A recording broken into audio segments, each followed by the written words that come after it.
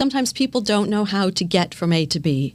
How do you get to the moon? The goal of getting from the thought, the spark, to the end product has to do with, you're not only writing your story, you're laying your path one stone at a time, but that takes the vision, the visualization of not just the end goal, what it looks like, but how to get there step by step.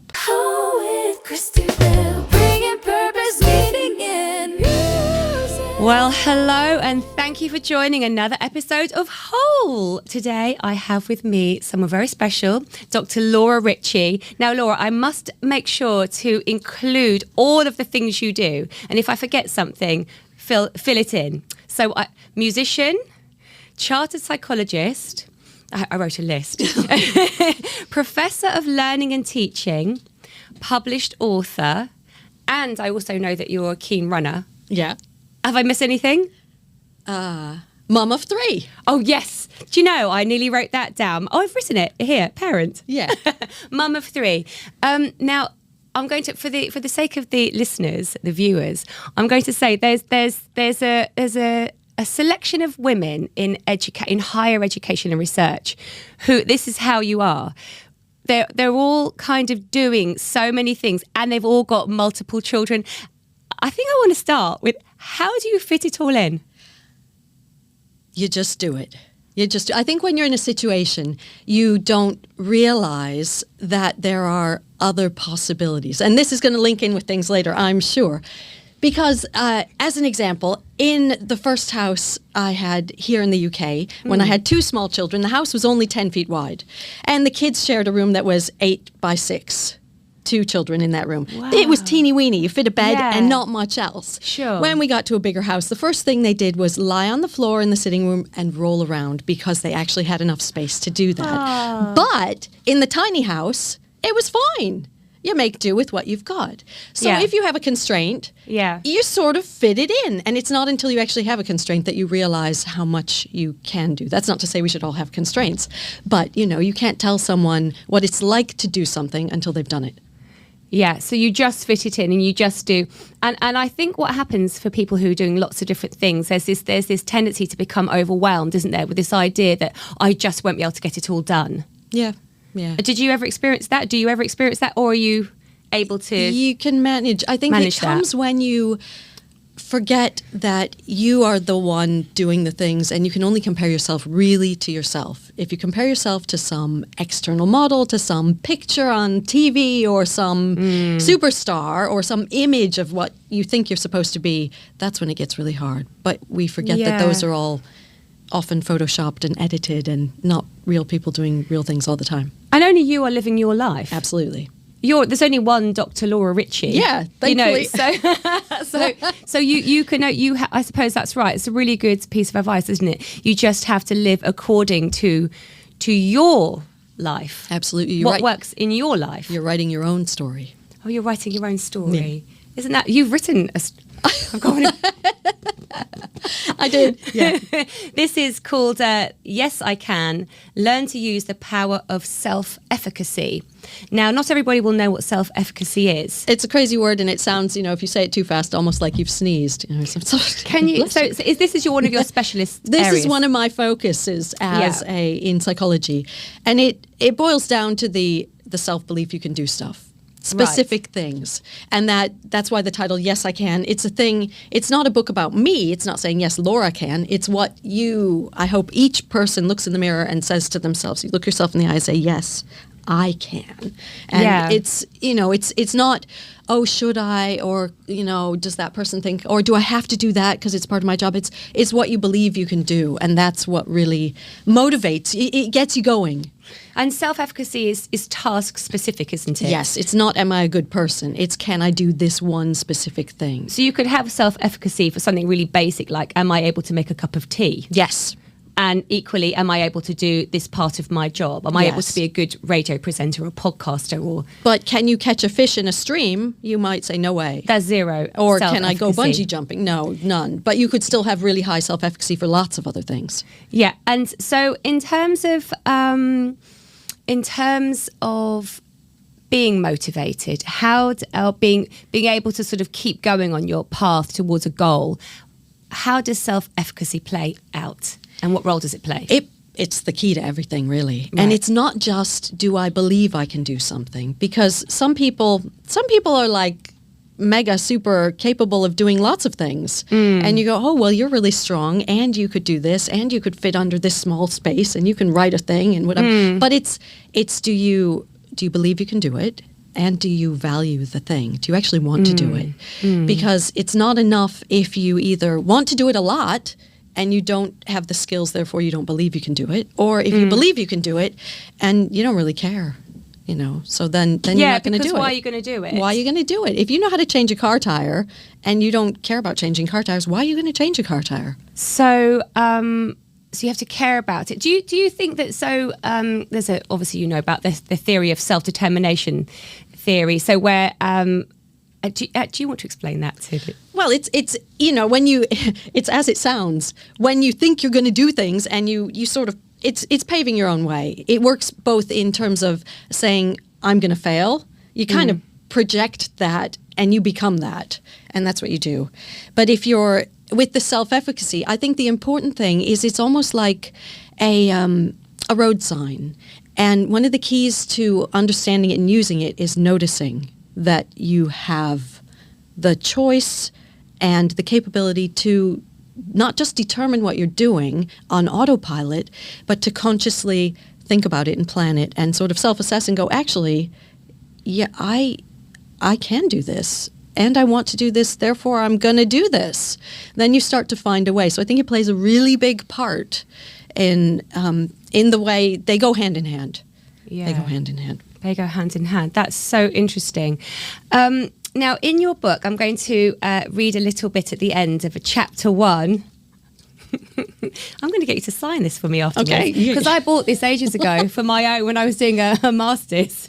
I happened to buy this. That's crazy. So I know. So I'm going to read a little bit here, and I'll tell you why. Where do you know? I'm going to read it from here because I can't find it exactly there as I'm not wearing glasses. Okay, it says at the end of your chapter 1, you say you can. You bloody well can. Now, I interviewed Chris Eubanks Sr., and who was former world champion in boxing, and in the interview I did with him, he actually said, you can. And I thought, how fascinating. These two people who are high achievers, and you, who is someone who studies, well, it's the science of performance, isn't it? And achievement. I just thought that was so fascinating.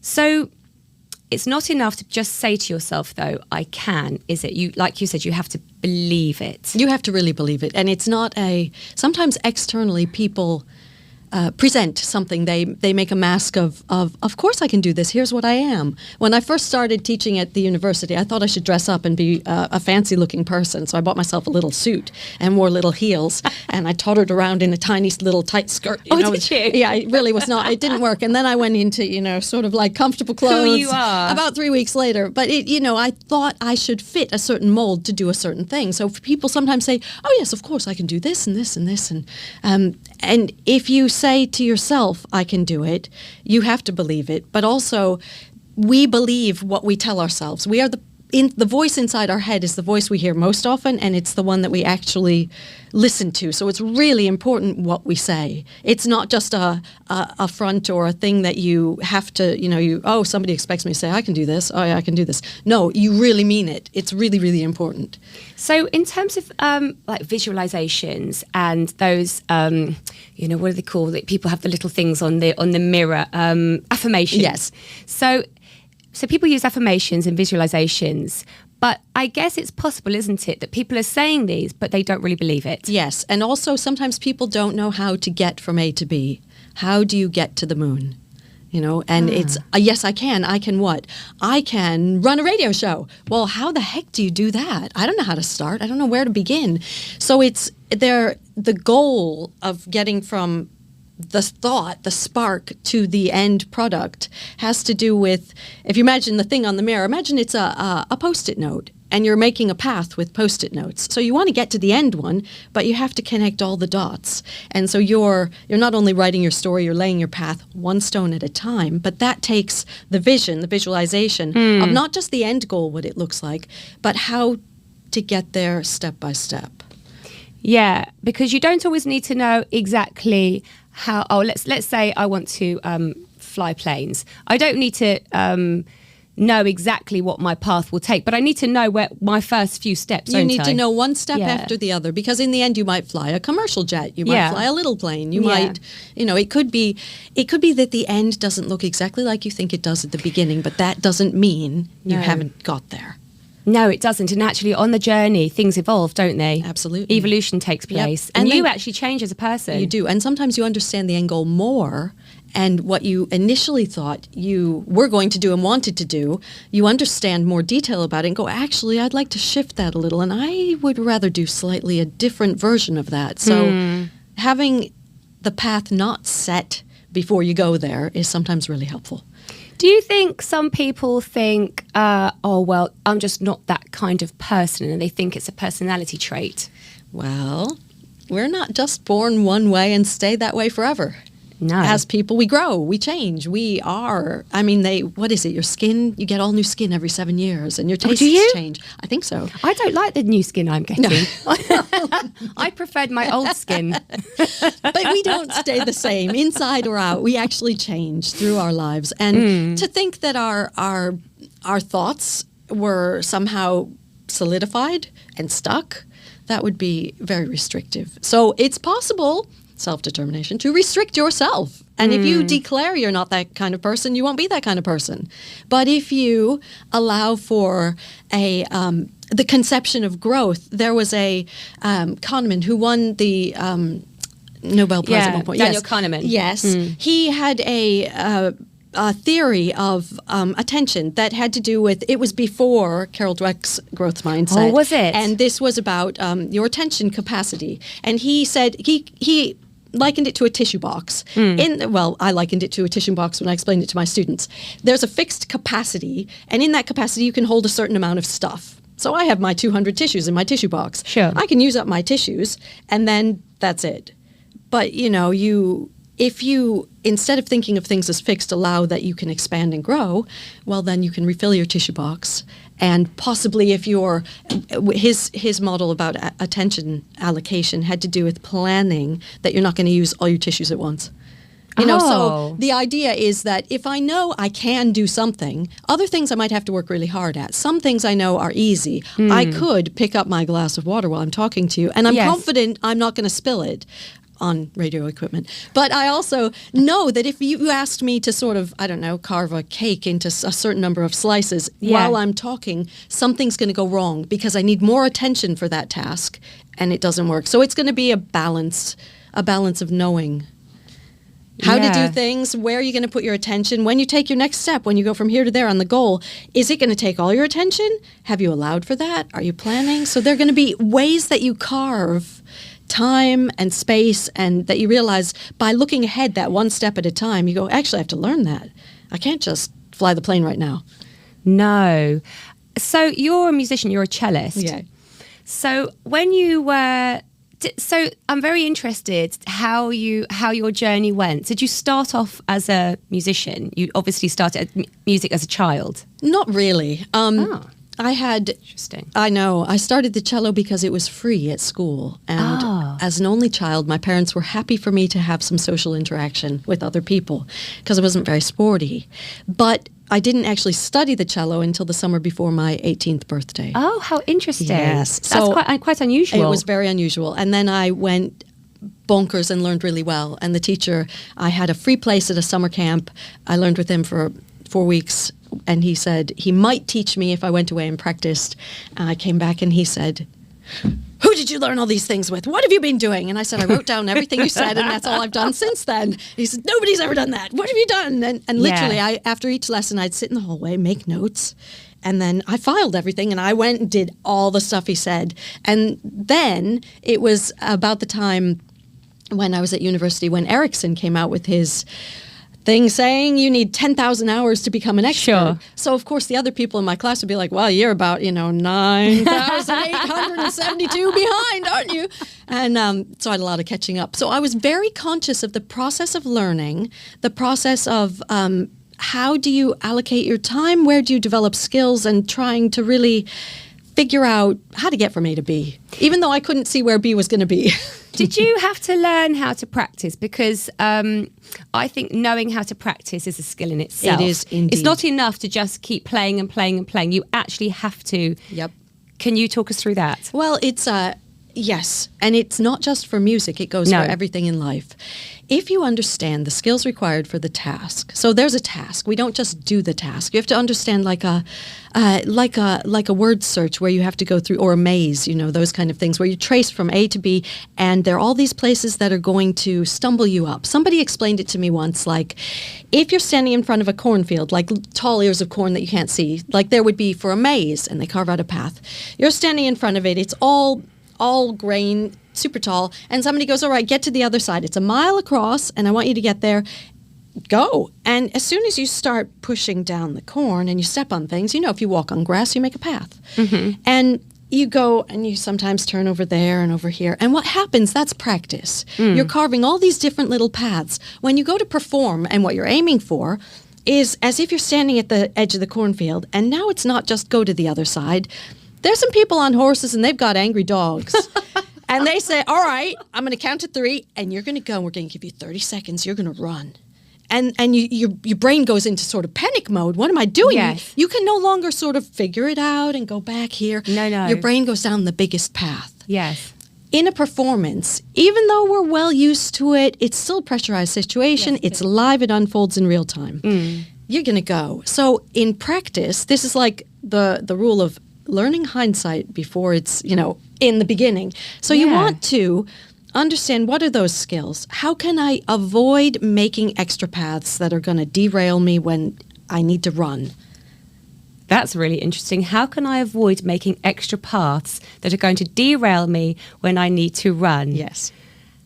And how can we avoid making... You know what's happening for me now is I'm having all these thoughts about things that I've probably done that have derailed me. Well, there's experience. People say we learn from experience, and of course we do. But also, you're right, you learn how to learn. Yeah. And one of the things when I said inside we listen to our voice, there's a thing called metacognition. Yes. Everyone goes like, wow, that's meta. It's like the big idea of thinking about. It's thinking about your thinking. This is your paper. Yeah. It's called Validation and Validity, Self-efficacy, Metacognition, and Knowledge and Appraisal Personality Architecture, Kappa. Very interesting. I'm going to put a link to this. Woohoo! Yeah. But when you can, basically, you can reflect on things. You can think about what you've done afterwards, hindsight. We all know about that. You can project what you want. You can be like visionary and go, oh, I want to do this.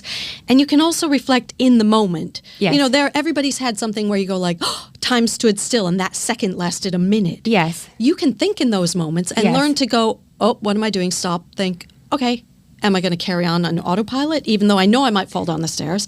Or am I going to go, oh, hold on to the rail. No, I'm fine. That moment of pause. So actually, learning and practice actually requires you to learn, doesn't it? Yes, it does. You have to learn how to learn, and reflection in action is really important. Learning takes being able to look at yourself. And sometimes I don't know how many people love to look at themselves in the mirror, love to hear the sound of their voice on the answering machine or, somebody's message. It's a tricky thing to be able to look at yourself and reflect. That's a skill. You have to sort of separate and go, actually, I'm looking at the skills. I'm not judging my validity as a person.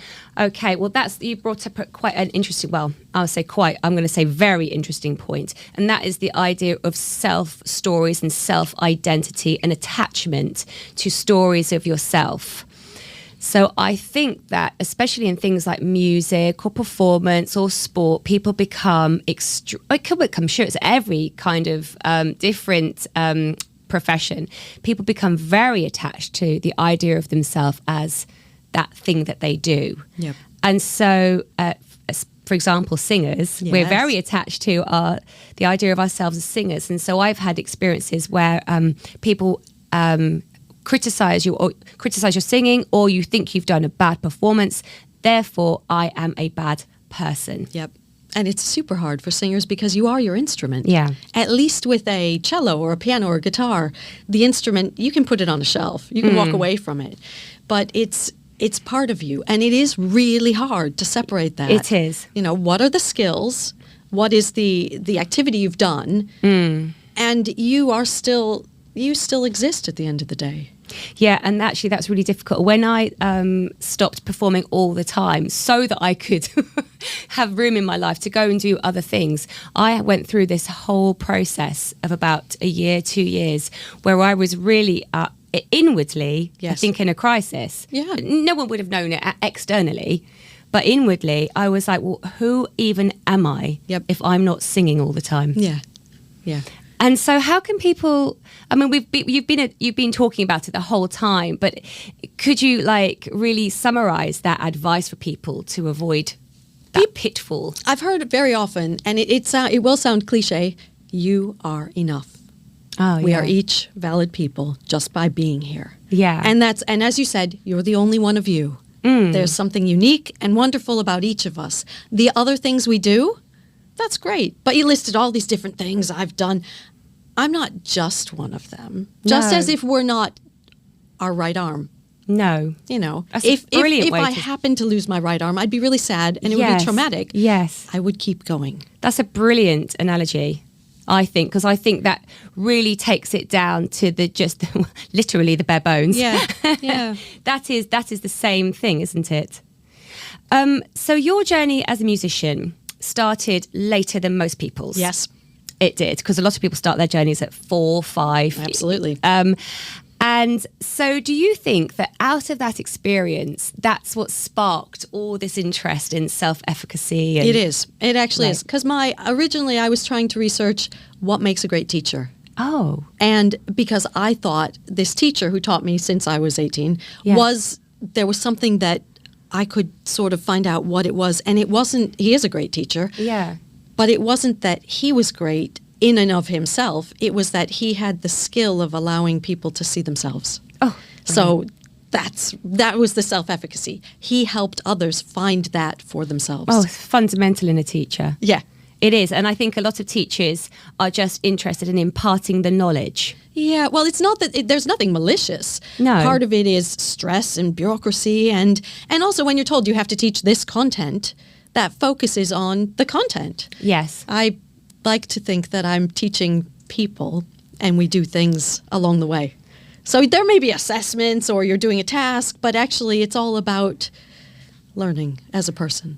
So can you talk to us about your teaching role? So you're at Chichester University. I am. Yes. And talk to us, because you designed the course, did you? I designed lots of courses. So clever. It's fun. It's a privilege, actually. I wrote a course about teaching, so instrumental. There are lots of people, as a singer, you'll know, there are lots of people who teach music lessons. Yes. And when I first came to the UK, I had come from my first degree in America. I did a master's at the Royal College. Then I was teaching here. And I did not know about the graded system, the associated board exams. Oh, you didn't? No, they don't do that in America. Oh. In America, they say, do you want to play a solo with your friend? Well done. You all get a medal. What? Or, they have... There's no grades? There are no grades. This is there are no grades. So when I first came here and was told, teach these lovely children their 3 pieces, I had no idea of the system. It was quite a bumpy road. Oh. But I thought, holy cow, I've had the best teacher you could have. I've gone to the best schools you could go to. And still, there are things that I was completely unprepared for. And so I wrote a degree that did all the things I wished I'd done. And that's how it started. Do you wish you'd done grades? No. No. I've done popular vocals grade 4. That's the only exam I've done, and that was in my 40s. That would be fun. It was so fun. Fun. Yeah, I teach those grades. Yeah. They're really fun. I love doing them. I love teaching them. Now, this is very, very interesting to me, because I had no idea there were no grades in America. No. So as someone who teaches music and singing, this is super interesting, because in America, the level of achievement, a level of attainment is extremely high. Yeah. So do you see that there's a difference in the way we teach here and the way people teach in America? And do you think one is, I don't know, dread to say better than the other? Well, it's, I'll give you a sideline comparison.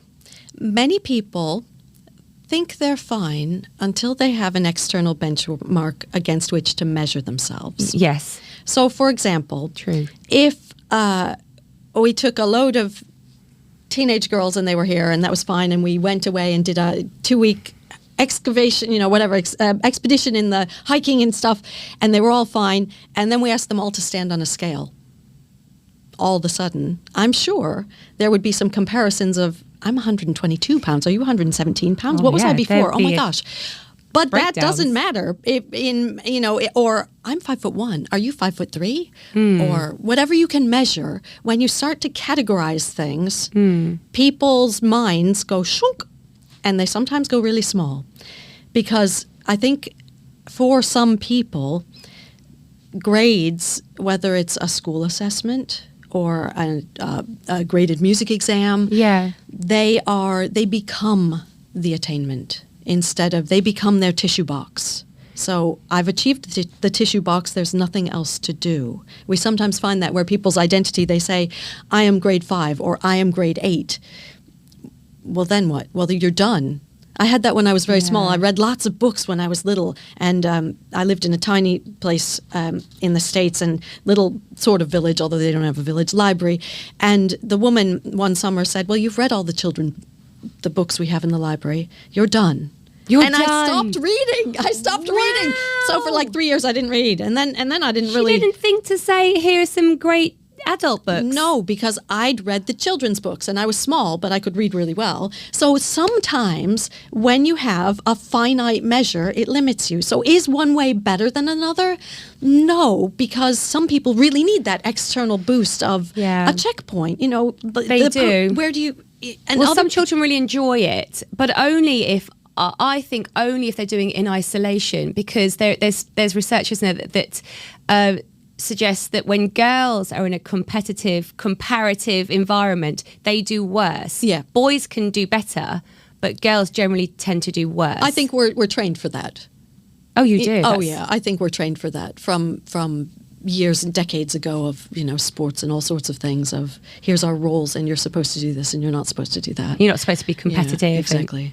But I mean, competition, healthy competition is great. You can always, if you're, in any sport, if you're running races, you want to put yourself against someone who's a bit faster than you to push yourself, see what's possible. That also helps you to know where you might go. It's also really useful, isn't it? I think in life in general, because life is competitive. The reality is that you're competing for things all the time in life. But it's not about you are. And most situations, fortunately, are not about, you lose and you're going to suffer. No. But it's about growth and how do you find out what else you can do? How do you know what's out there? There was one study I did that I loved this story. There were primary school children playing instruments, and I was finding out about learning, and I was talking to the different people, and one boy said, I love playing the elbow. And I said, you know what? He was playing the oboe. Of course. He didn't know what it was, so he called it what he called it. But if you don't have someone who shows you or you are exposed to, how are you supposed to know? Either what's possible, what's out there, what the sound is supposed to be like, where you could go, what something might taste like. So, and I think that's another job of a teacher, isn't it? To expose their pupils to all the possibilities. Yes. Like play them the really great musicians, play them the really great, show them the really brilliant books. All sorts of music, absolutely. Yeah. So Jay, who built this whole podcast studio, it's a radio station, built the whole thing. He brings his daughter in to show him. She's young. She's like a young. She's a child. Yeah. And he brings her in. She can do all this stuff. So you have to open the eyes of children or anyone you're teaching to what's possible, don't you? No, don't limit them. Yes. Give them the adult books. Yes, that's why we say yes instead of no. Because most things are possible. What is it different teaching adults and children? Well, there's two different names. There's pedagogy and andragogy. Because I can never pronounce that. Andragogy. Yeah. What do you think people would be really surprised to learn about learning in adulthood? They like stickers too.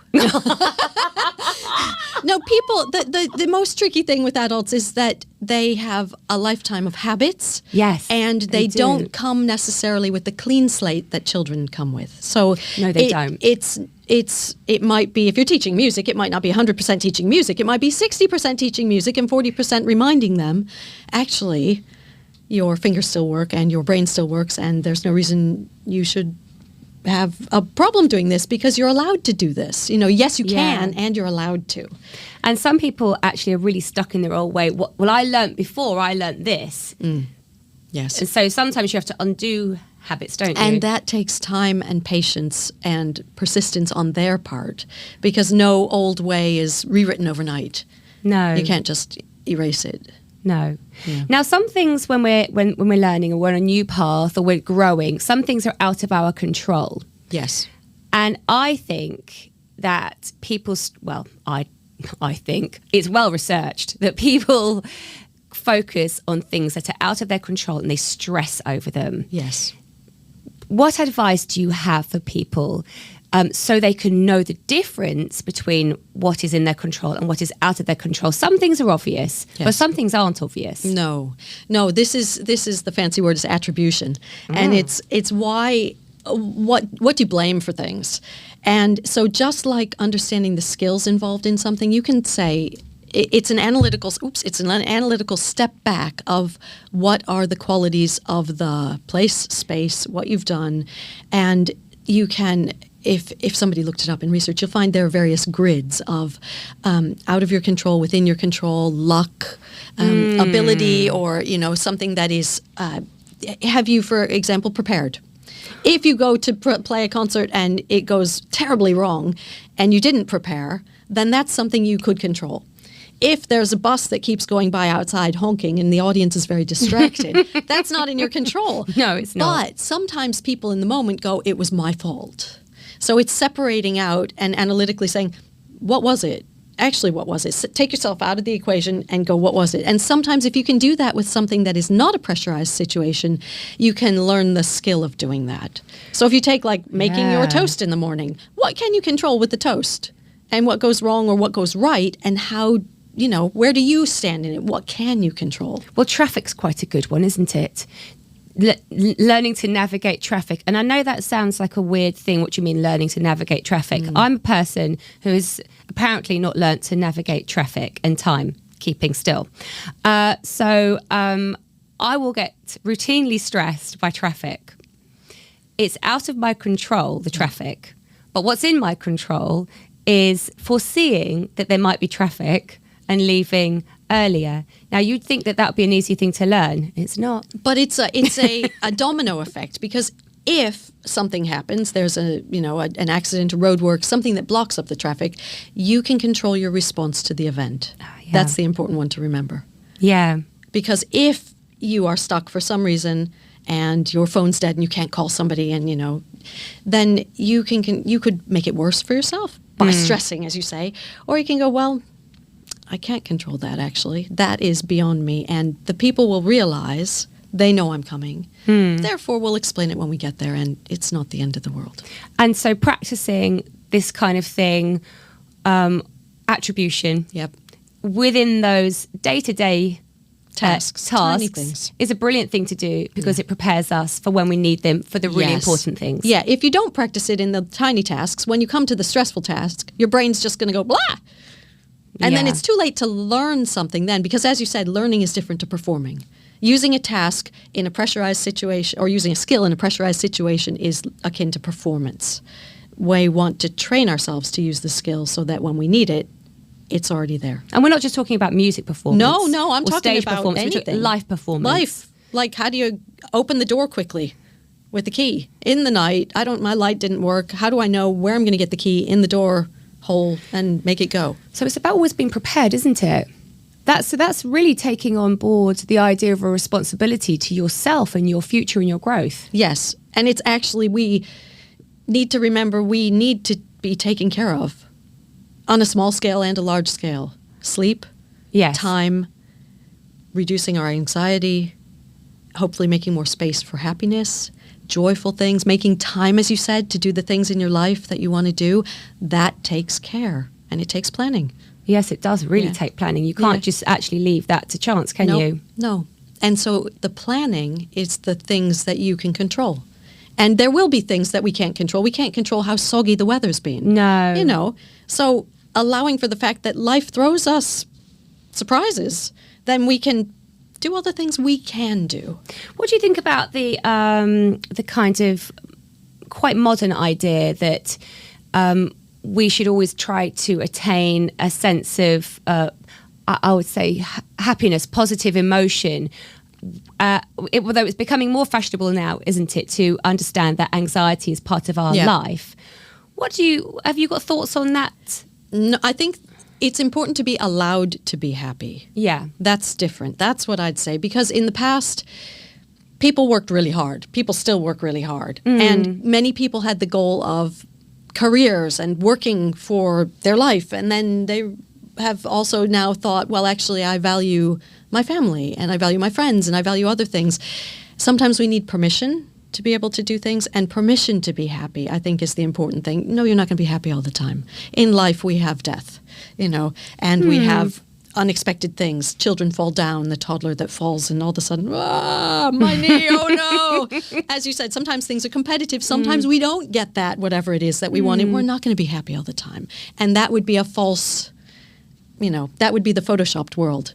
Yeah. I think then it would be hollow. But so permission to allow that when we are happy, and when that does happen, we're allowed to be happy. We're allowed to recognize a sense of achievement. We're allowed those moments of pause. That's what I'd like. Do you think that social media has had an effect on people's sense of self-efficacy and people's whether they sort of think, well, this person is doing this and it's come really quickly for them. Yeah, that's their perception. It's come really quickly for them.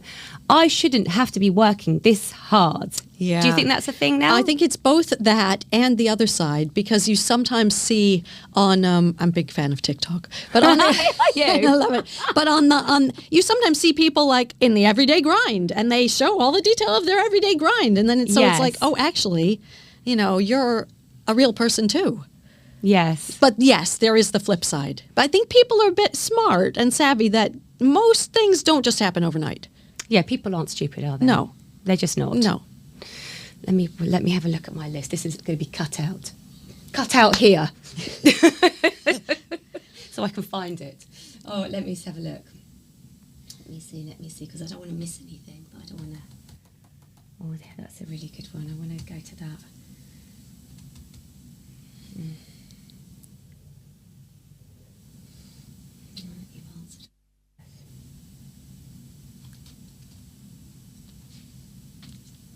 Okay. I'm back in. Although I'm searching for it. Okay. Okay, so through applying self-efficacy, through applying all of these tools, inevitably we will evolve. Yes. And grow. Yeah. Now, sometimes that can throw a spanner in the works of our current existence, our life, our relationships with people. Have you got any advice on how people can navigate that? Lots of communication. I think if you are growing, the best thing is to grow with people. Yeah. You know, if you were tight in a mold, me with my little suit in my job, and I grow and I no longer fit that suit, it's no good to squeeze yourself back into the mold. But if you grow with people, and then a situation can, evolve together. That would be the best thing. That would be the best thing. And what if you've got friends in your life or people in your life who are quite keen to pull you back? I think you have to think of yourself. I mean, actually, it's not, self-care is not selfish.